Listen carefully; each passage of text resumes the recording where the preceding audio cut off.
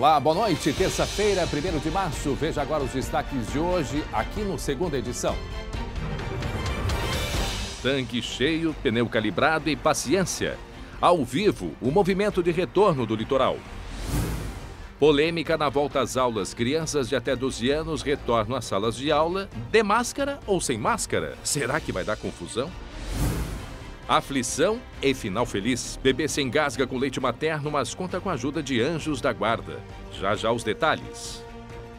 O SBT Rio Grande, Segunda Edição, está no ar.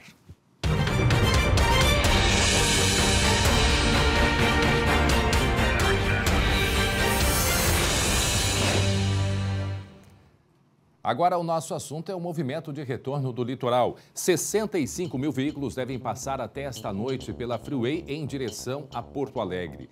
Desde o final da manhã, o movimento é intenso na saída do litoral. Na Freeway está o colega Guilherme Roquete. Oi, Gui, boa noite. Boa noite, André. Boa noite a todos. E a notícia de agora, André. Esse é o pior momento do dia para pegar a estrada, porque são 94 carros passando por minuto no pedágio lá de Santo Antônio da Patrulha.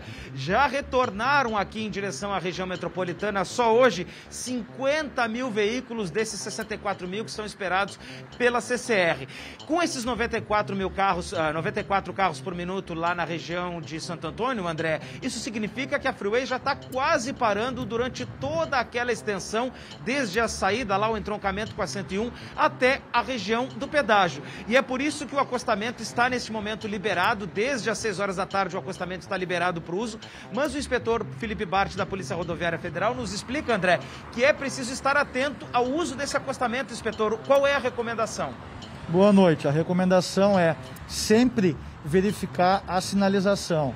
Só utilizar o acostamento se as placas estiverem com as luzes amarelas piscando. Por quê? Porque o acostamento ele pode ser fechado a qualquer momento, caso haja alguma situação diferenciada. Por exemplo, grande quantidade de veículos sobre o acostamento estragados ou algum acidente grave que necessite de ambulâncias que vão utilizar o acostamento para transitar. Então, atenção nas placas. Inspetor, e a gente tem uma previsão também de o movimento até talvez começar a reduzir só lá durante a madrugada, né, inspetor? Porque se a gente está no pico agora, talvez só durante a madrugada que o pessoal vai conseguir voltar com um pouco mais de tranquilidade na Freeway?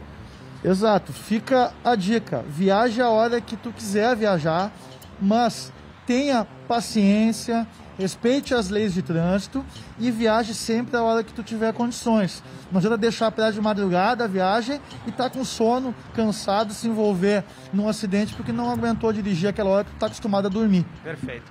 Tá certo, muito obrigado então, inspetor Felipe Bart. Outras informações aqui da região das estradas, André. Durante a tarde teve congestionamento também na Freeway, principalmente na região lá atrás de Glorinha e no entroncamento da 101, na saída da RS 030. E a gente também teve pontos de congestionamento na 101 lá em Santa Catarina, lá em Tubarão, lá na região de Laguna. Outras informações são das estradas que dão acesso às praias, ali na 030 em Osório, naquele congestionamento, naquele entroncamento com a Estrada do Mar, também o trânsito parou ali naquela região. Aqui na região metropolitana nós tivemos um acidente com morte em Estância Velha, um pouquinho depois de Novo Hamburgo, André, naquele trecho em que a pista é simples. Chovia na hora do acidente quando uma picape Ford Courier e um caminhão acabaram se envolvendo nessa colisão e o motorista da picape acabou não sobrevivendo.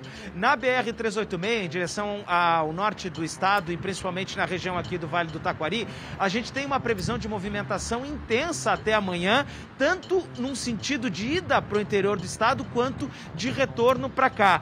São 34 mil veículos esperados até amanhã em direção ao interior do estado e outros 26 em direção aqui à capital. E a informação lá da metade sul é que o movimento é bem mais intenso na 392 do Cassino para Pelotas, André. Ok, obrigado, Guilherme. E uma outra estrada com movimento nesse retorno do feriadão de carnaval é a Rota do Sol. Quem tem as informações ao vivo é o repórter Guilherme Fadanelli. Oi, Gui, boa noite. Oi, André, boa noite. Estou bem aqui no entroncamento da Rota do Sol com a BR-116, que é o principal acesso dos motoristas para o centro de Caxias. Nesse momento, o trânsito bem tranquilo na chegada aqui a Caxias do Sul. Nesse ponto aqui onde eu estou, um pouquinho antes tem uma sinaleira que acaba retendo um pouco o tráfego, mas nada que preocupe os motoristas. Lá no ponto do trevo de Lajeado Grande, bem no limite entre Caxias e São Francisco de Paula, o trânsito também está tranquilo, um pouquinho mais de movimento próximo dos controladores de velocidade, mas nada que chegue a parar o trânsito. Agora, André, a gente tem aí imagens para mostrar do trânsito no início da tarde, porque muita gente acabou pegando a estrada mais cedo, já que hoje o dia estava nublado em muitas praias do litoral norte. Aí o pessoal resolveu antecipar o retorno, evitando um trânsito mais pesado. Por aqui, além da terça-feira de carnaval com céu nublado e chuvas esparsas, André, o frio também voltou. Dá para ver aqui nas imagens, ó, até baixou neblina. Nesse momento, 18 graus para receber o pessoal do litoral de volta nesse friozinho, esse arzinho típico aqui da Serra, André. De volta à realidade, né, Gui? Eu ia chamar atenção justamente para isso. A gente percebe a umidade no chão por causa da chuva, a neblina, e a Rota do Sol é uma estrada muito perigosa, com muitas curvas na subida à serra, passa pertinho dos cânions, o que exige, né, a atenção do motorista. Chegando de volta da praia, depois do descanso, o tempo aí com cara de inverno, e é o ano que está começando. Feliz Ano Novo, Guilherme. Para nós, né, André? Já que o ano começa, né, depois do carnaval. Muito bem. Agora, se o carnaval, né, Gui, está terminando, Caxias segue em ritmo de festa. É ou não é verdade? É verdade. Como diz o nosso patrão, Silvio Santos, né, André? Em ritmo de festa, Caxias do Sul segue até o próximo domingo com o maior evento comunitário do sul do país, a Festa da Uva. E olha, eu vou aproveitar que a gente está falando aí de comemoração, de festividade, para retornar um pouquinho no último sábado e mostrar o saguzaço que teve lá no Parque de Eventos com o nosso colega, apresentador e chefe, Carlos Bertolazzi. Eu sei que tu gosta de cozinhar, André, olha só a receita. Foram utilizados 120 litros de água, 50 quilos de sagu, 80 quilos de açúcar, 250 litros de vinho e 40 litros de suco de uva. Aí toda essa mistura que a gente está vendo resultou em 250 quilos de sagu, servido com creme, como não, né? E de graça aos visitantes. E é claro que eu conversei com o Bertolazzi, ele falou um pouquinho pra gente sobre essa identificação que ele tem com a Festa da Uva e as raízes italianas. Vamos ouvir. Meu pai, nascido em Milão, na Itália, e ontem mesmo eu estava ali próximo do SBT, tem o Armazém do Gringo, estava jantando lá, tinha uma dupla tocando música italiana, né? Lasciatemi cantare, che sono l'italiano. Então, são músicas que eu escuto desde que eu sou criança, morei na Itália, estudei na Itália, falo italiano, então para mim é como estar em casa, porque aqui realmente a gente encontra uma pequena Itália. Pois é, nosso colega Bertolazzi, que já é a segunda edição da festa que ele vem para cá. E uma última informação, André, bem importante. O desfile cênico-musical previsto para essa noite foi transferido para quinta, em razão, como a gente está vendo aqui, do mau tempo. Agora, lá nos pavilhões, segue a programação com muita uva fresquinha, comida boa.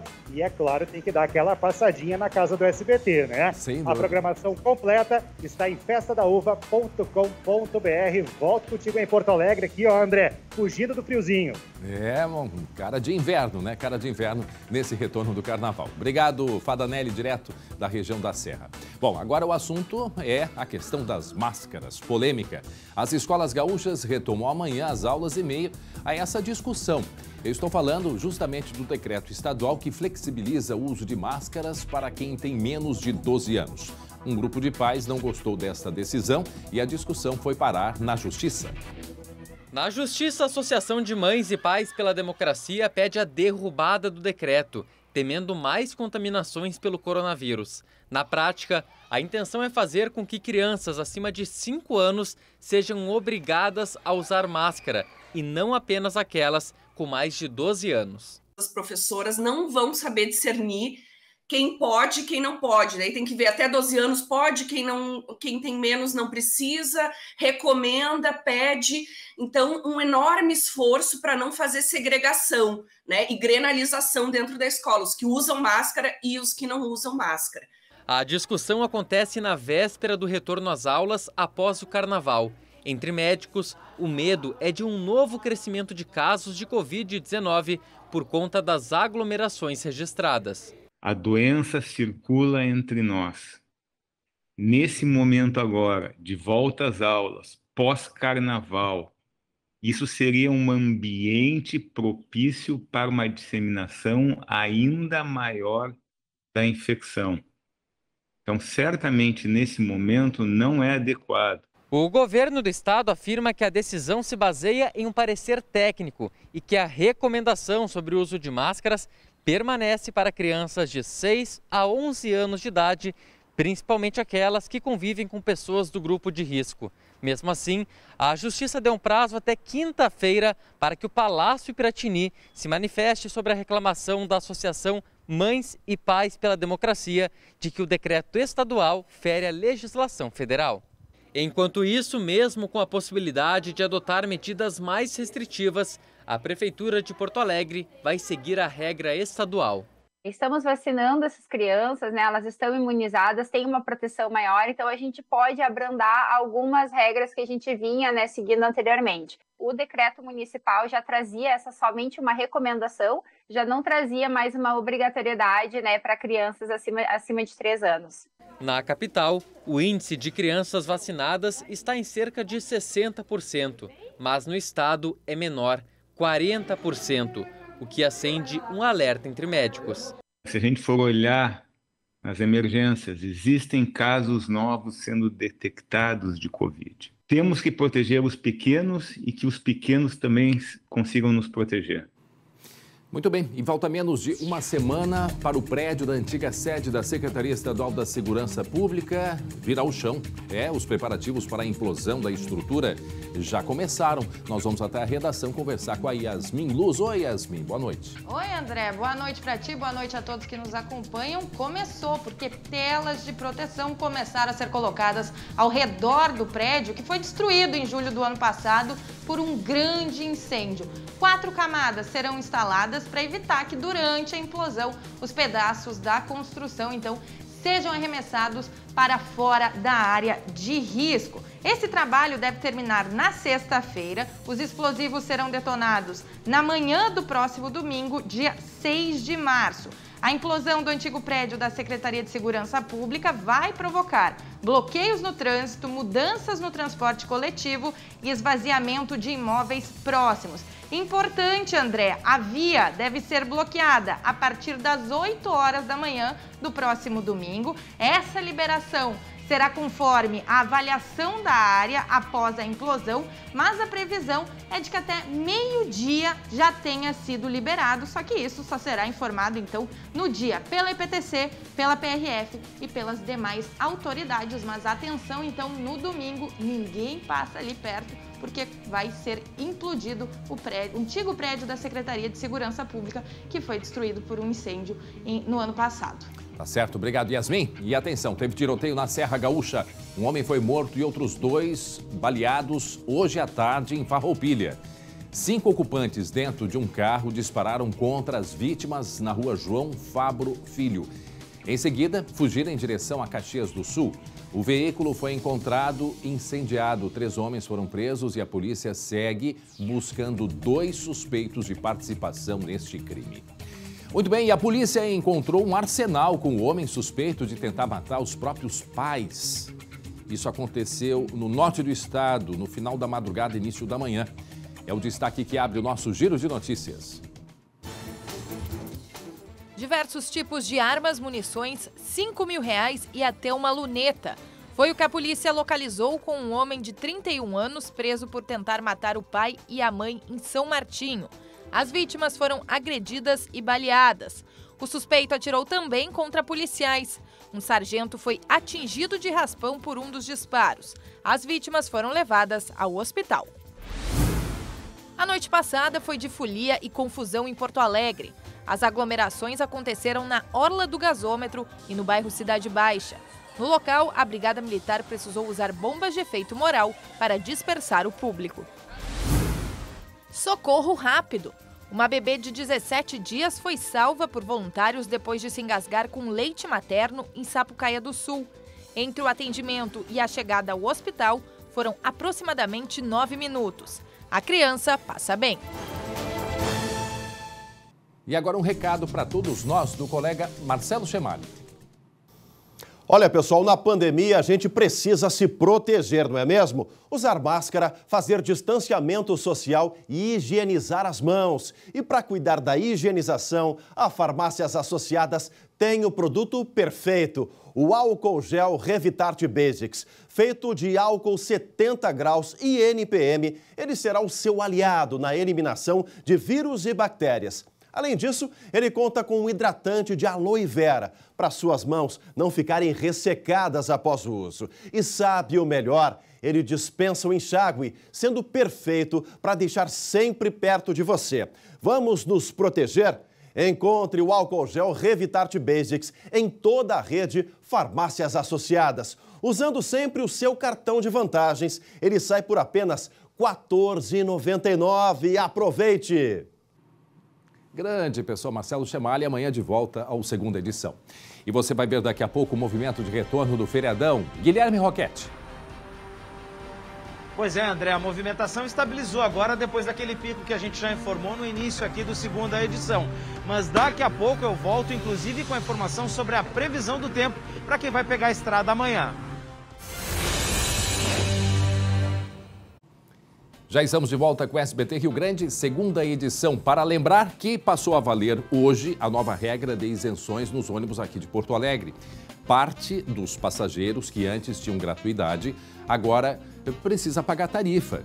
Perdem as isenções. Estudantes com renda familiar acima de R$ 1.650, idosos entre 40 e 64 anos, portadores de HIV e pessoas com deficiência física e mental com renda acima de R$ 6.600.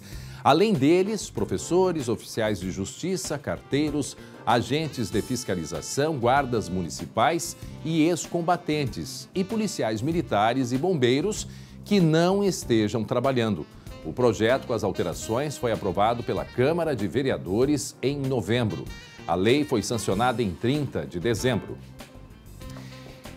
E você vai ver, o Grêmio entra em campo contra o Mirassol daqui a pouquinho, na estreia gremista da Copa do Brasil. E com novidade em campo, Matheus Schenck.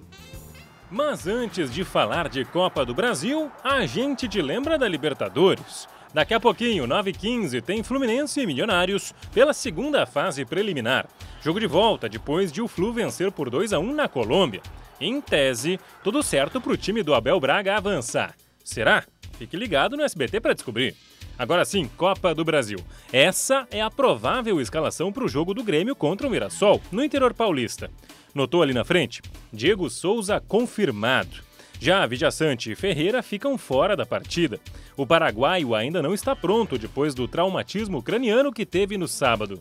Aliás, sobre sábado, o Inter calculou em R$40 mil o prejuízo por gremistas causarem depredação de banheiros e cadeiras do setor de visitantes no Beira-Rio.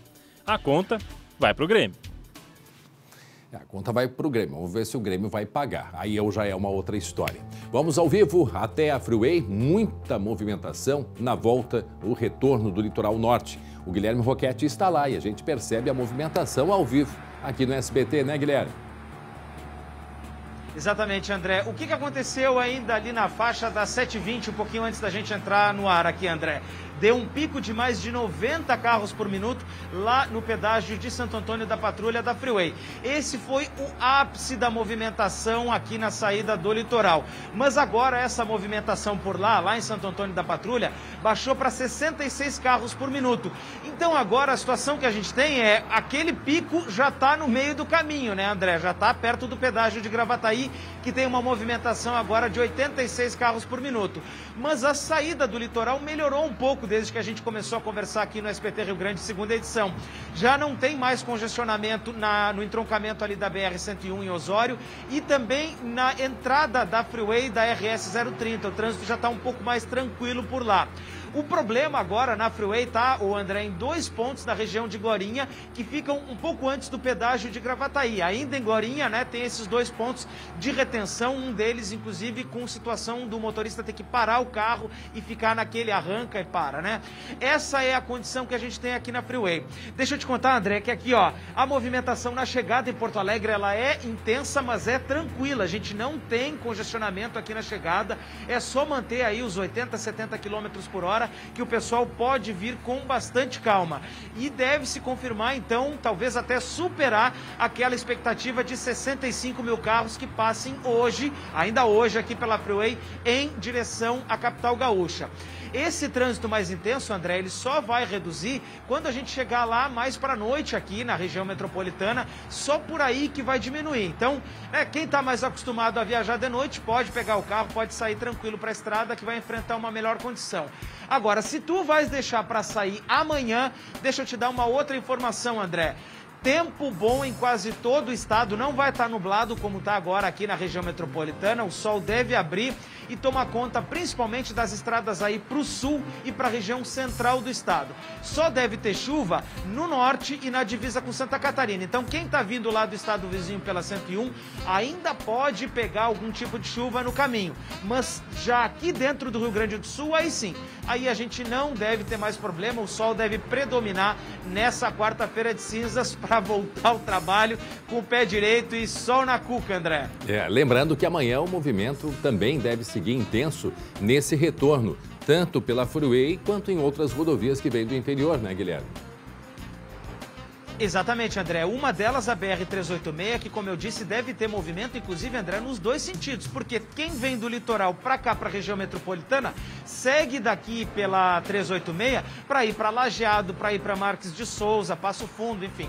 Também tem uma perspectiva de movimentação mais intensa lá no sul do estado, na BR-392, que liga Rio Grande até Pelotas, ali naquele trecho duplicado. Porque muita gente sai da Praia do Cassino, passou o carnaval por lá e acaba retornando, então, para cidades da metade sul. Pelotas, Bagé, enfim. Muita gente passa por lá e esse movimento é mais intenso agora, André. Tá certo, obrigado, Guilherme Roquette, direto da Freeway, com as informações do trânsito. Muito bem. Tenham todos uma excelente noite e a gente se encontra amanhã a partir das 11h30. Até lá.